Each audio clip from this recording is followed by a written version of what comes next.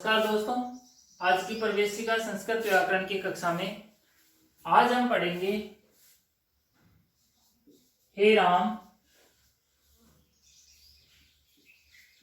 हे रामौ और हे रामा सिद्धि बनाना। जिसमें हे रामौ और हे रामा जो सिद्धियां हैं वो तो प्रथमा द्विवचन और प्रथमा बहुवचन की तरह ही स्वतः ही बन जाएगी। इनमें सिर्फ संबोधने विवक्षायाम हे शब्दस्य प्रयोगे कृते ये करना है। बाकी ये सिद्धियां तो जैसे हम प्रथमा द्विवचन में और प्रथमा बहुवचन में बनाए हैं वैसे अपने आप बन जाएगी। अब जो सिद्धि आती है वो बसती है हे राम। हे राम के लिए जो कुछ सूत्र हैं उनके बारे में हम यहाँ पे थोड़ा सा अध्ययन कर लेते हैं। सबसे पहला जो सूत्र आता है इसमें वो आता है एक वचनम संबुद्धि।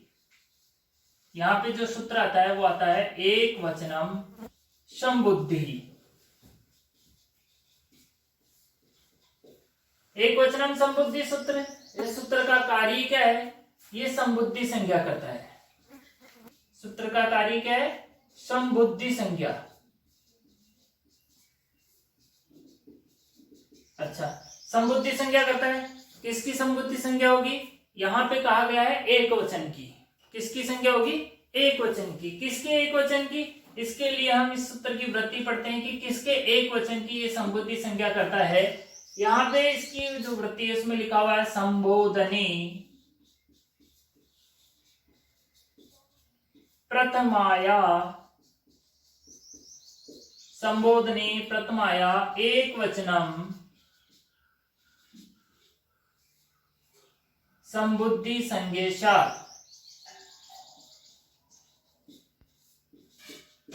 संबुद्धि संयम शा।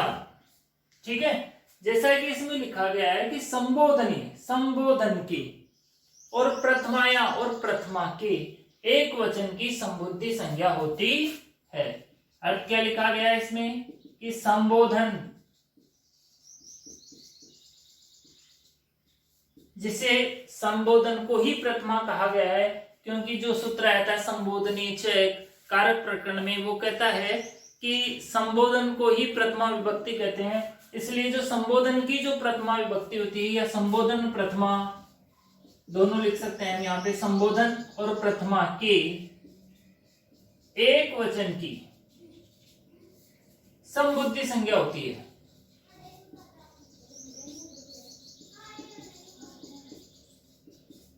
संबुद्धि संज्ञा होती है। देखो अब इसमें प्रश्न ये बनता है कि संबुद्धि संज्ञा किसकी होती है कि अपने ऑप्शनल प्रश्नों में आ सकता है। एबेसद वालों में एबेसदों में ऐसे पूछ सकते हैं कि संबुद्धि संज्ञा किसकी होती है? एक वचन की, द्विवचन की, बहुवचन की या सभी की।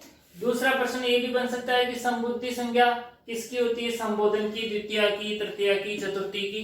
तो इस तरह से 2-3 प्रश्न बन सकते हैं। एक प्रश्न ये भी पूछ सकते हैं कि संबुद्धि संज्ञा करने वाला सूत्र तो एक वचनम संबुद्धि। ठीक है सूत्रों दोस्तों, तो इसमें कहा गया है कि एक वचनम संबुद्धि कार्य क्या करेगा? संबुद्धि संज्ञा करेगा। इसकी वृत्ति है संबोधनी प्रथमाया एक वचनम संबुद्धि संज्ञम सात। संबोधनी यानी संबोधन में, प्रथमा यानी प्रथमा के एक वचन की संबुद्धि संज्ञा होती है। ये इसकी वृत्ति का अर्थ है। उसके बाद आता है इसमें दूसरा सूत्र। दूसरा सूत्र भी एक संज्ञा विधायक सूत्र है जो कहता है कि यस्मात् प्रत्यय विधिस्तदादि प्रत्ययंगम। यस्मात् प्रत्यये विधिस्तदादि प्रत्ययंगम। ठीक है, ये सूत्र भी इंपॉर्टेंट है। इसमें परीक्षा में इसलिए इसको ऐसे पूछा जा सकता है कि यस्मात् फिर यहाँ पे ऐसे खाली दे करके अंगम, लास्ट में ऐसे लिख सकते हैं अंगम और कह सकते हैं हमारे को कि इसको पूरा लिखिए। ऐसा सूत्र परीक्षा में, ऐसा प्रश्न परीक्षा में एक ना एक प्रश्न जरूर आता है कि यहाँ पे यस्मात् लिख करके आगे अंगम लिख करके कि खालिस्तान को पूरा कीजिए। ठीक है, कई बार प्रातिपदिकम वाला यथाकृत समास से ये वाला कि इसको जो है ना पूरा कीजिए। तो अब ये सूत्र क्या कहता है? सबसे पहले हम इसके पदच्छेद कर लेते हैं। इसके जब टुकड़े करते हैं व्याख्या के लिए तो इसमें निकल के आता है यस्मात्। सबसे पहला वर्ड यस्मात्, दूसरा प्रत्यय विधि, दूसरा वर्ड है विधि, प्रत्यय विधि, तद आदि प्रत्यये अंगम।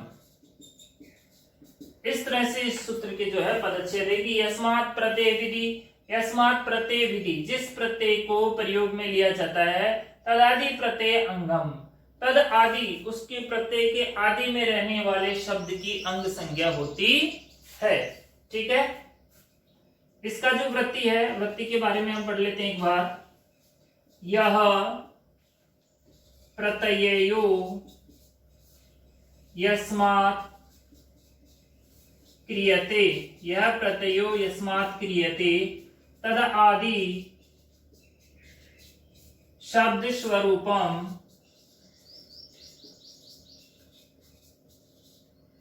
तस्मिन्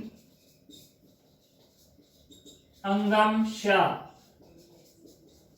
देखो, सबसे पहले तो ये सूत्र करता है क्या है, यस्मात् प्रत्यय विधि तदादि प्रत्यय अंगम। ऐसा खालिस्तान करके हमें पूछ सकता है परीक्षा में। ये तो एक समझने की बात हुई थी। इसका कार्य क्या है, इसका कार्य क्या है, अंग संज्ञा करना। कौन सी संज्ञा करना, अंग संज्ञा। देखो यहाँ पे दो संज्ञा विधायक सूत्र पढ़े हमने आज, एक वचनम संबुद्धि से संबंधी संज्ञा और एक यस्मात् प्रत्यय विधि तदादि प्रत्यय अंगम से अंग संज्ञा। अंग संज्ञा किसकी होती, जैसे संबुद्धि में कहा गया था कि संबोधन के या प्रथमा के एक वचन की संबुद्धि संज्ञा होती है। जो संबोधन का या प्रथमा का जो एक वचन होगा उसकी कौन सी संज्ञा होगी, संबुद्धि संज्ञा होगी। ठीक है, अब ये सूत्र कहता है कि यस्मात् प्रत्यय विधि तदादि प्रत्यय अंगम, ये अंग संज्ञा करता है। अंग संज्ञा किसकी करेगा ये, देखो, जिस प्रत्यय का प्रयोग जिस शब्द के लिए किया जाता है, उस शब्द की अंग संज्ञा होगी, उस शब्द की अंग संज्ञा होगी। जिस शब्द के लिए, जिस प्रत्यय का प्रयोग जिस शब्द के लिए किया जाता है, उस शब्द की यहां पर कौन सी संज्ञा हो जाएगी, अंग संज्ञा।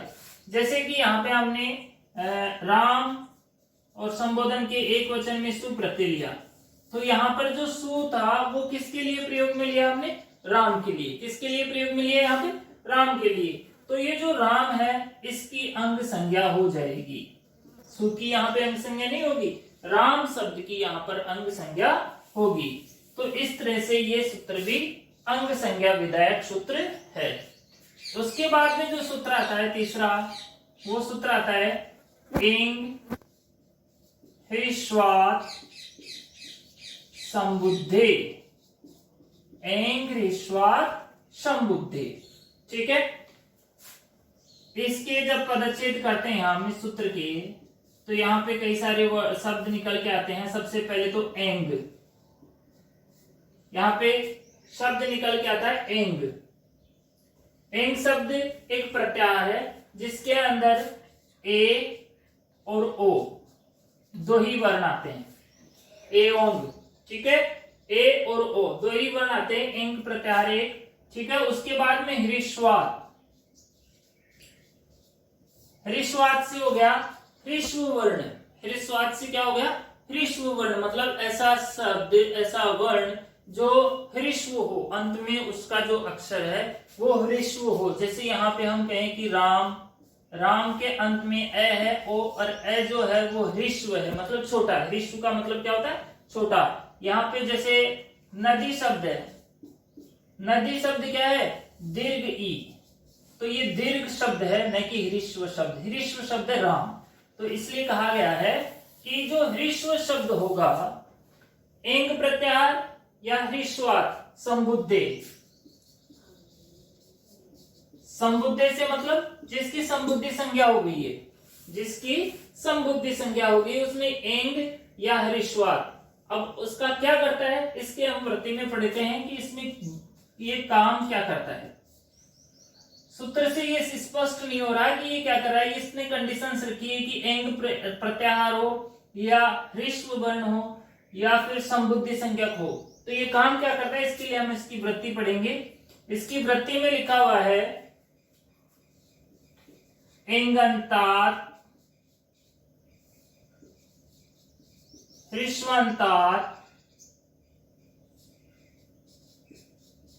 एंगंतात, ह्रस्वंतात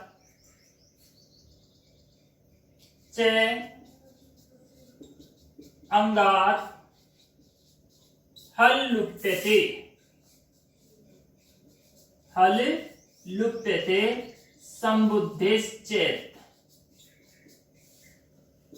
ऐसा लिखा हुआ है। अब देखो एंगंतात ऐसा वर्ण जिसके अंत में एंग प्रत्याहार का वर्ण हो, ऐसा शब्द जिसके अंत में एंग प्रत्याहार का वर्ण हो कि एंग, एंग मतलब ए और ओ दो ही वर्ण आते हैं, ठीक है। एंग प्रत्याहार या एंग प्रत्याहार के वर्ण रहने वाले अंत में या ह्रस्व, ह्रस्व अंत वाला, एंग अंत वाला या ह्रस्व अंत वाला, ऐसे अंग के हल का लोप होगा। देखो अंग संज्ञा कौन हुआ, राम। जैसे कि हम यहां पे लिखते हैं कि राम प्लस सु, ठीक है, संबोधन के एक वचन में। अब संबोधन के एक वचन में एक वचन हम संबुद्धि आया कि संबोधन के एक वचन में मैं इसकी संबुद्धि संज्ञा करूंगा, तो ये संबुद्धि संज्ञा हो गई साहब। फिर यस्मात् प्रत्यय विधिशदादि प्रत्ययंगम आया कि मैं इसकी अंग संज्ञा करूंगा, इसकी अंग संज्ञा हो गई साहब। फिर ये सूत्र आता है एंग ह्रस्वात् संबुद्धि। देखो इसकी सारी कंडीशन यहाँ पे मिल रही है कि देखो एंग प्रत्याहार का तो कोई भी वर्ण नहीं है यहाँ पे, लेकिन ह्रस्व अंत वाला यहाँ पे है, ह्रस्वंत, ह्रस्वंत है इसमें ए, राम में लास्ट में क्या है ए, ठीक है। उसके बाद में जो हल आएगा, संबुद्धि संज्ञक जो हल होगा, संबुद्धि संज्ञक किसकी हुई थी, से की, तो से का जो हल होगा उसका क्या हो जाएगा, लोप। उसका क्या करेगा ये सूत्र, लोप। और इस तरह से राम में जो से प्रत्यय होगा, सु प्रत्यय होगा, उसका क्या हो जाता है, लोप, और वापस राम का राम ही शेष रहता है। और संबोधनी विवक्षा में हे शब्द का प्रयोग करके यहाँ पर सिद्धि बन जाती है हे राम, ठीक है। तो ये तीन सूत्र बहुत इंपॉर्टेंट थे हे राम सिद्धि के लिए। इसमें दो संज्ञा विधायक सूत्र हैं और एक जो है वो स का लोप, हल का लोप करने वाला सूत्र है। तो अब हम बढ़ाते हैं हे राम सिद्धि, ठीक है। हे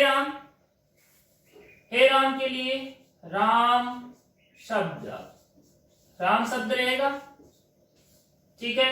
वही सूत्र आ जाएगा अर्थवद धातुर रे प्रत्यये प्रातिपदिकम। इस सूत्र से क्या हो जाएगी, इति सूत्रेण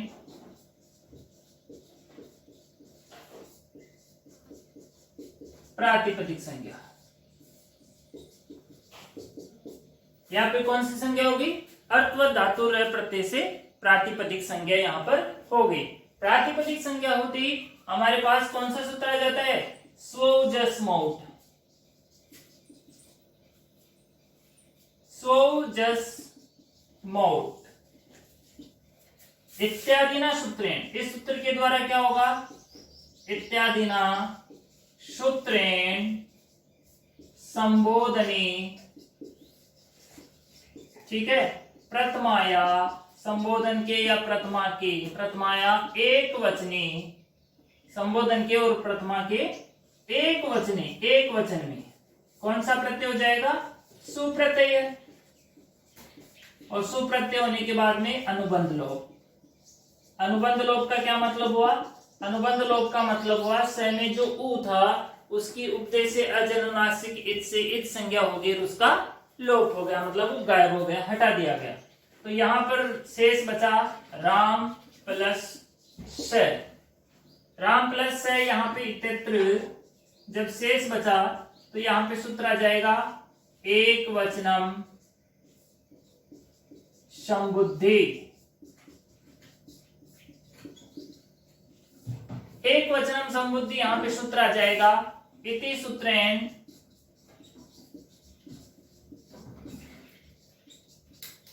कौन सी संज्ञा करेगा? संबुद्धि संज्ञा करते। इस सूत्र से यहां पे संबुद्धि संज्ञा हो जाएगी। संबुद्धि संज्ञा होने के बाद में सूत्र आ जाएगा यस्मात् प्रत्यये विधिस्तदादि प्रत्ययंगम। यस्मात् प्रत्यये विधि तदादि, यस्मात् प्रत्यय विधि तदादि प्रत्ययंगम।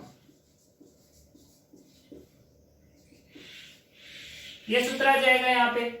ये सूत्र क्या करेगा? इति सूत्रेण राम इति अंग संज्ञा करते। राम की कौन सी संज्ञा हो गई? अंग। अंग संज्ञा करते ही यहां पे सूत्र आ जाएगा अपने पास एंग ऋष्वात् संबुद्धे। कौन सा सूत्र आ जाएगा?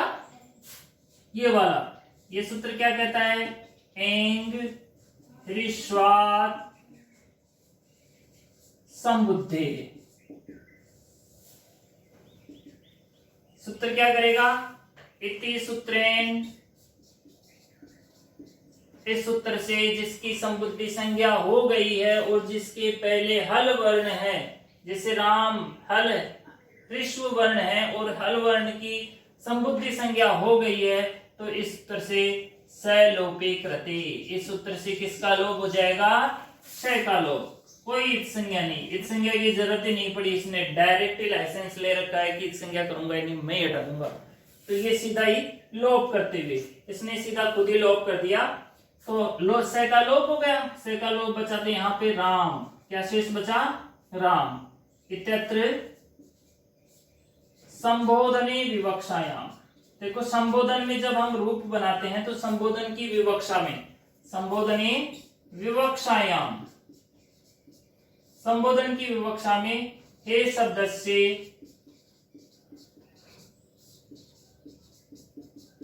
प्रयोगम। यहां पर हे शब्द का क्या हो जाएगा? प्रयोग हो जाएगा। इसका एक बार आप स्क्रीनशॉट ले ले। ये सूत्र आपको समझ में आ गया जिससे अपन सिद्धि पूरी कर ले यहाँ पे। ठीक है।